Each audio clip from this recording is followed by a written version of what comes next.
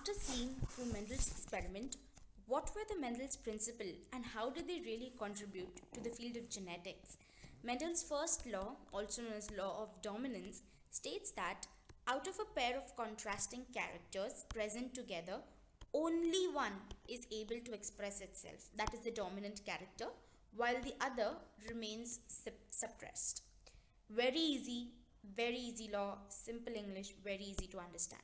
So what was he trying to say? That characters are controlled by discrete units called factors, and these factors they occur in pair.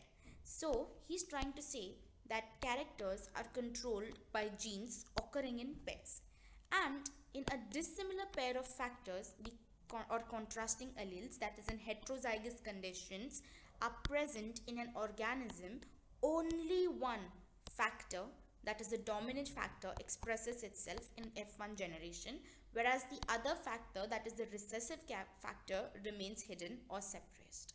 And this is the ratio between them.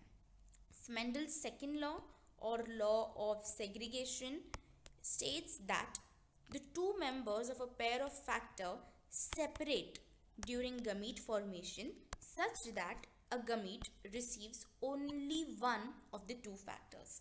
In simple words, he's trying to say that that during gamete formation, the factor alleles of a character pair presents in parents segregate or separate such that a gamete receives only one of the two factors. Now, homozygous parents, they produce similar gametes. Example, TT or TT. This stands for tall, this stands for dwarf, in case you're wondering. And heterozygous parents, they produce two kinds of gametes in equal proportion, that is TT, which are not pure and are called as hybrid for that character. Mendel's third law, that is the law of independent assortment. The one thing is that from the name itself, you can understand that whenever in a dihybrid cross, the alleles of more different genes get sorted into gametes independently of another. What I'm trying to say is that the alleles of two different genes get sorted into gametes independently of one another.